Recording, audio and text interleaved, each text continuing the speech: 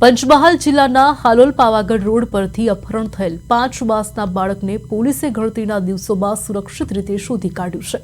7 જાન્યુઆરી 2026ના રોજ બાળકનું અપહરણ થયું હતું, જેના પગલે પોલીસ તંત્ર તાત્કાલિક હરકતમાં આવ્યું હતું। પોલીસે સીસીટીવી ફૂટેજ, ટેકનિકલ તપાસ અને ખાનગી બાતમીના આધારે તપાસ આગળ ધપાવી હતી।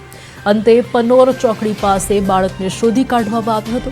બાદમાં બાળકને તેની માતા સાથે સલામત રીતે મિલન કરાવવામાં આવ્યું હતું।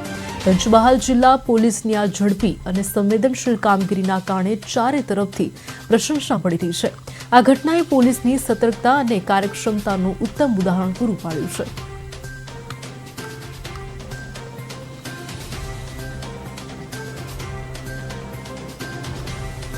સીસીટીવી ટેકનિકલ તપાસ અને ખાનગી બાતમીના આધારે તપાસ હાથ ધરવામાં આવી હતી, જ્યાં હાલોલ પાવાગઢ રોડ પરથી 5 માસમાં બાળકનું અપહરણ થયું હોવાની માહિતી સામે આવી છે।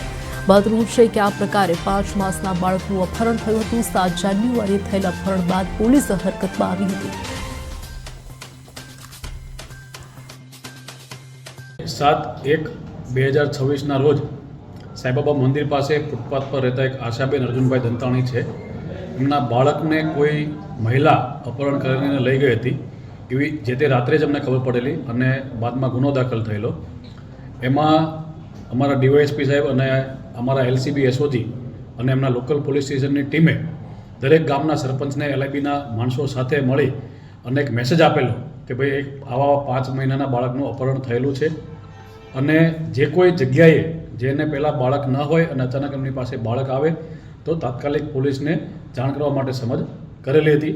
આ ગુનાની દરેક દ્રષ્ટિએ તપાસ થતી હતી તો પોલીસને એક એવી બાતમી મળી કે પનોરમા ચોકડી પાસે રહેતું એક ફેમિલી જે છે એમની પાસે બાળક ન હતું અને અત્યારે એમની પાસે અચાનક એક બાળક આવી ગયેલું છે। તાત્કાલિક ગઈકાલે રાત્રે ત્યાં પોલીસ પહોંચી ગઈ અને એ લોકોને લઈ આવી અને એમની પાસે પોતાનું જે બાળક હતું એના આધાર પુરાવા કે એના જન્મ તારીખનો દાખલો આ બાબતે એમને પૂછતા એ કોઈપણ પ્રકારના પુરાવા રજૂ કરી શક્યા નહીં હતા। બાદમાં એ બાળકને અહીંયા લાવી અને બાળકની માતા અને એમની 3 વર્ષની જે નાની દીકરી છે એમની પાસે લાવતા એ દીકરીએ અને એની માતાએ એ બાળકને ઓળખી બતાવેલો હતો। આ રીતે એ એક મહિલા જશોદાબેન અને એક સુરેશભાઈ કરીને આરોપી છે, એ બંનેને પણ પોલીસે અત્યારે હસ્તગત કરેલા છે। પ્રાથમિક દ્રષ્ટિએ એ જશોદાબેનને બીજું કોઈ બાળક નહીં હોય અને એના કારણે બાળકનું અપહરણ કરેલું એવું અમારી હાલ સુધીની તપાસમાં જાણવા મળેલું છે। સર, આમાં કેટલી ટીમો બનાવી હતી, કેટલી શાખા કામ કરતી હતી અને કઈ કઈ જગ્યાએ સીસીટીવી ફૂટેજ ચેક કરવામાં આવ્યા હતા? હાલોલ ડીવાયએસપીસીની અધ્યક્ષતામાં અમારી એલસીબીની ટીમ, એસઓજીની ટીમ, હાલોલ ટાઉનની ટીમ અને એમના ડિવિઝનના બીજા પોલીસ સ્ટેશન છે એ લોકોની ટીમ બનાવેલી। ઇનિશિયલી રીતે જે જગ્યાએથી બનાવ બનેલો છે ત્યાંથી લઈ પાવાગઢના જે નેત્રમના કેમેરા છે ત્યાંથી લઈ આજુબાજુના બધા કેમેરા ચેક કરાવેલા હતા।